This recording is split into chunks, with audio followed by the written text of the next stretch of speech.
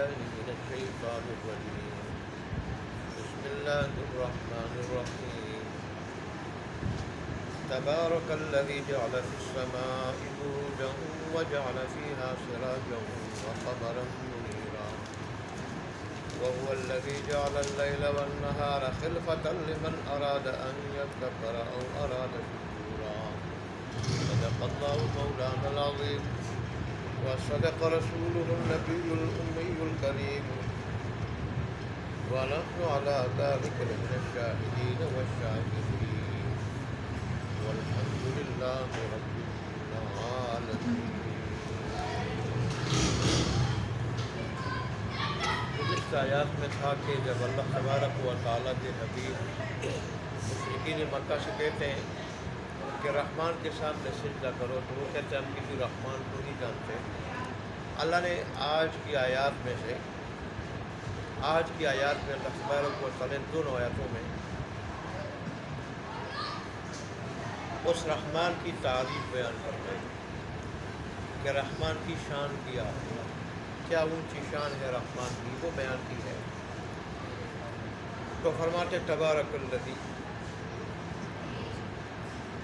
بابرکت ہے وہ ذات، بڑی برکتوں والی ہے وہ ذات، قریبی کی برکتیں دینے والی ہے وہ ذات کہ جعل فی السماء بروجا، جس نے بنایا آسمان میں برج بنایا. اب برج کے کیا معنی؟ تو مفسرین نے اس کے 3 معنی بیان کیے.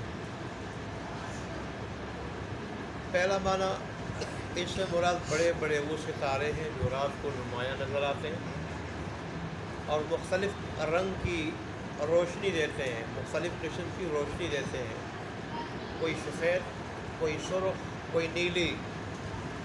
تو برجوں سے مراد وہ بڑے ستارے. بعض کہتے ہیں کہ برج سے مراد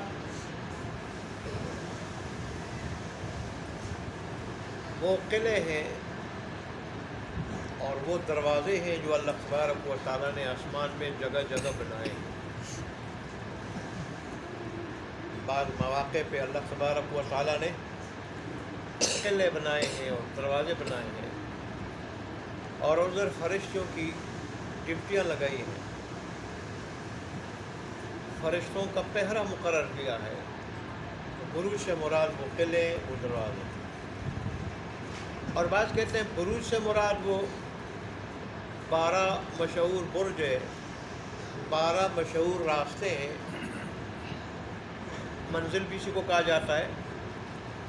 12 مشہور منزلیں ہیں، راستے ہیں کہ جن میں 7 بڑے بڑے سیارے ہیں جن پہ شمسی نظام کا مدار ہے وہ چلتے ہیں.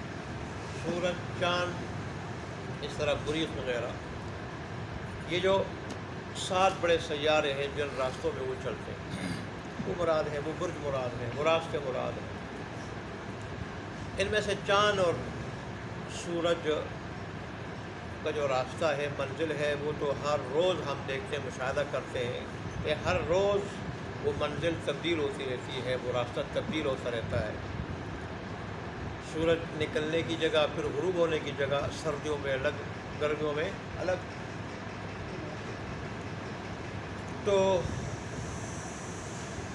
یہ 7 سیارے جب ان 12 راستوں میں سے کسی راستے میں اکٹھے ہوتے ہیں، تو ان سیاروں کی خاص شکل بن جاتی، اور اس شکل کے نام بھی ہیں.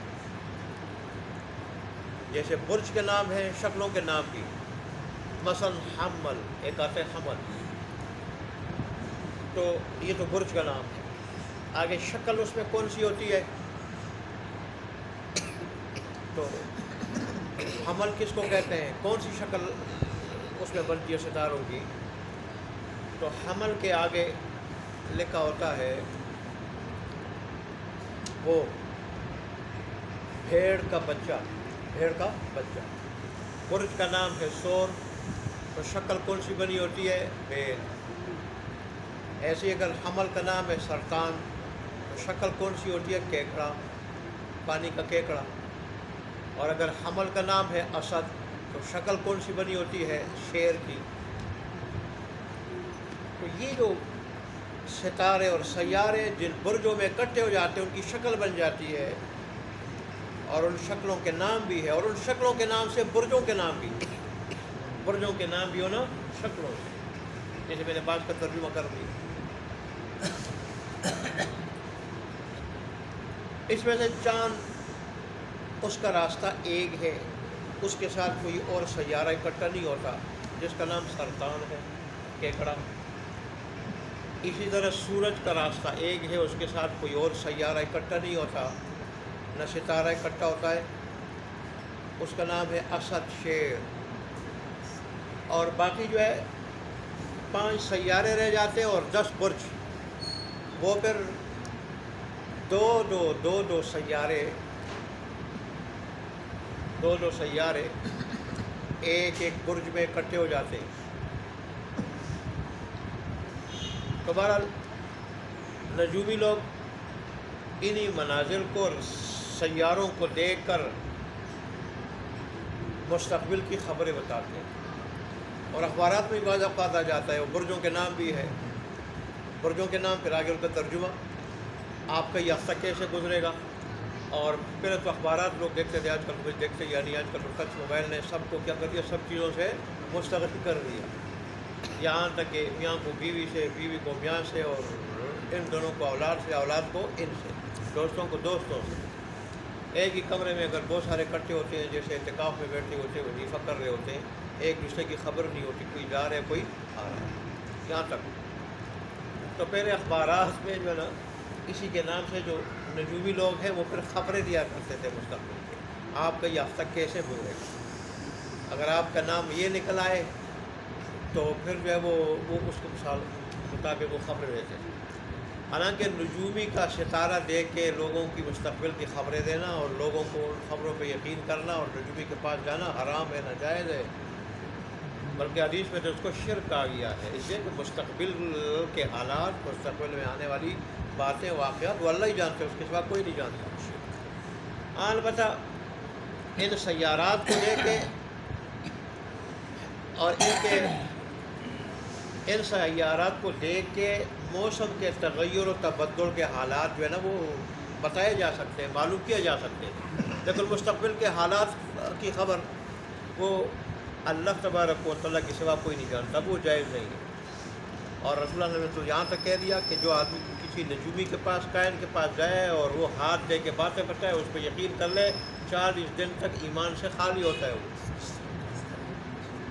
بعض روایت میں یہ ہے کہ 40 دن تک اس کی نماز قبول نہیں ہوتی، اور آج کل لوگ عام اس پہ عمل کر رہے ہیں، جا کے جو ہے وہ نجومیوں کے پاس جا کے کبھی وہ طوطے کے ذریعے فال نکالتے ہیں، اور کبھی جو ہے وہ ہاتھ دے کے بتاتے ہیں۔ اللہ اور اس کے رسول نے جن باتوں سے منع کیا تھا تو ہم انہی باتوں کی طرف دوڑ رہے ہیں۔ یہود و نصارہ جس طرح کفر و شرک میں مبتلا ہو گئے تھے، کفر و شرک میں، اور اللہ فرمایا کہ ان کی طرح کفر و شرک میں مبتلا نہ ہونا، آج مسلمان بھی ان کے نقش قدم پہ چلتے ہوئے انہی باتوں میں مبتلا۔ تو بہرحال یہ تیسرا قول تھا کہ اس سے مراد وہ مشہور کیا ہے، برج۔ یہ بات ہو چکی برج کی تفصیل میں۔ آگے پھر اللہ تبارک و تعالیٰ نے ان 4 سیاروں میں سے 2 مشہور اور سب سے زیادہ نفع پہنچانے والے سیارے سورج اور چاند کا ذکر کیا، اور ان کے فوائد کی طرف اشارہ کیا، اور پھر اللہ تبارک و تعالیٰ نے ان کی تخلیق کا مقصد بیان فرمایا ہے کہ تخلیق کا مقصد کیا ہے۔ پھر اللہ تبارک و تعالیٰ نے دن رات کا جو نظام ہے، ایک جاتا ہے دوسرا آتا ہے، اللہ نے اس کی تخلیق کا اور اس کی تخلیق کا مقصد بیان فرمایا۔ مقصد کیا ہے دونوں کا، سورج کو بنایا، اس کے فوائد بتائے، اور دن رات کی تخلیق اور اس کے فوائد بتائے۔ مقصد کیا ہے کہ تخلیق کا 2 مقصد اللہ نے یہاں بتائے۔ یذکر کہ انسان نصیحت حاصل کرے، انسان اس میں علم میں غور فکر کرے، غور فکر، اور نصیحت حاصل کرے کہ دیکھے اللہ تبارک و تعالیٰ بڑی قدرت والا اور اس کے سوا کوئی یہ کام نہیں کر سکتا، لہٰذا وہ وحدانیت والا ہے، وحدانیت والا، توحید والا ہے، ذات اور صفات کے اعتبار سے وہ یکتا ہے، اس کا کوئی شریک نہیں، نہ ذات میں نہ صفات میں۔ ساتھ یہ وہ ہمارا بہت بڑا منعم ہے، ہمارا بہت بڑا محسن ہے، وہ اس کے احسانات میں سے ایک سورج کا احسان دیکھ لے کہ اس سے کوئی چیز مستغنی نہیں ہے۔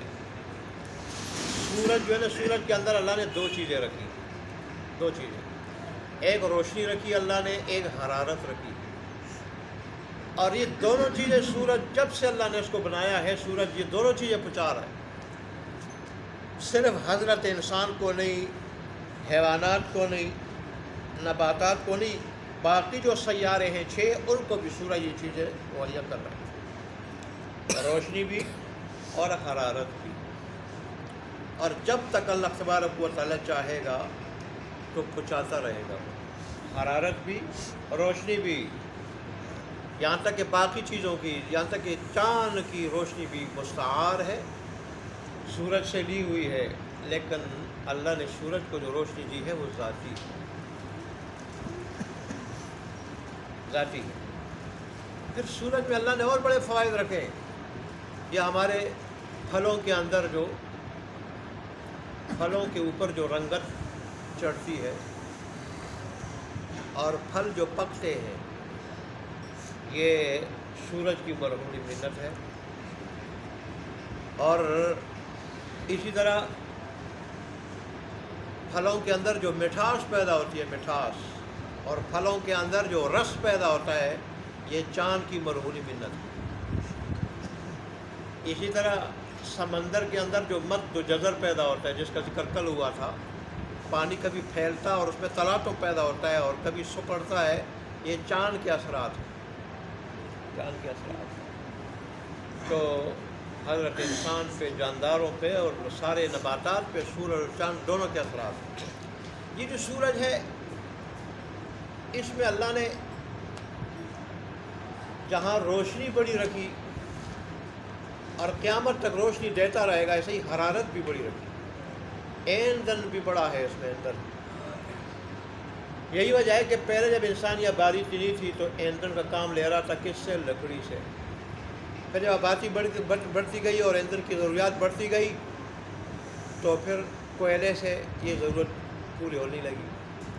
اس کے بعد جب ضرورت مزید بڑھی تو پھر گیس اور پیٹرول، یہ دونوں چیزیں برآمد ہوئی، لیکن یہ ساری چیزیں محدود ہیں، یہاں تک کہ اب بجلی پیدا ہو چکی ہے، اور بجلی کا مدار بھی پانی پہ ہے اور پیٹرول پہ ہے، اور ظاہر ہے پانی اور پیٹرول بھی محدود ہے، لامحدود نہیں ہے، لیکن سورج کے اندر اللہ تبارک و تعالیٰ نے یہ جو ایندھن رکھا ہے، یہ ان چیزوں کے مقابلے میں لامحدود ہے، ان چیزوں کے مقابلے میں، اگرچہ اب اپنی ذات کے اعتبار سے وہی محدود ہے، ایک وقت تک ہے، ایک اللہ کے حکم تک ہے، جب اللہ کا حکم ہوگا کہ آپ ختم ہو جا، وہ بھی ختم ہو جائے گا، اس کا ایندھن بھی ختم ہو جائے گا، لیکن اللہ کے اس حکم سے پہلے آج کل سائنسی دور ہے، ایٹمی دور ہے، اور سائنس نے بڑی ترقی کی ہے، اور سائنسدان روز انسانی ایندھن کے وسائل کا کیا کرتے ہیں؟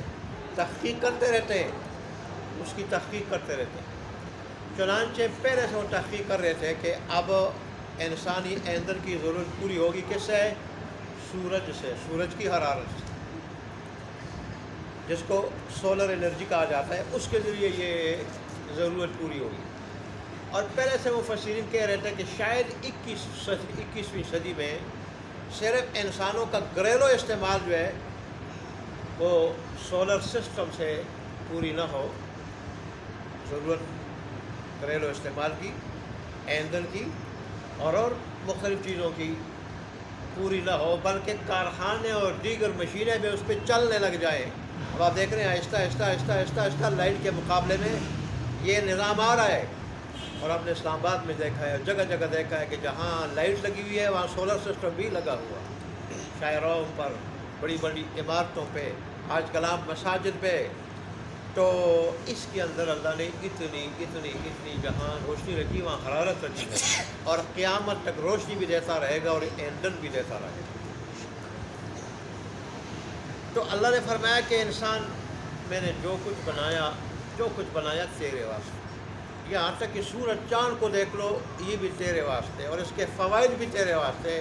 ایک تو میرے واسطے ہے، میری عبادت کے واسطے، لیکن کاش تو ان چیزوں سے سبق لے لے اور میری عبادت شروع کر دے۔ میری عبادت میں میرے ساتھ کسی کو شریک نہ مت ٹھہرا دے، نہ سجدے میں، رکوع میں، نہ نظر و نیاز میں، نہ مانگنے میں۔ دیکھ لیں جی،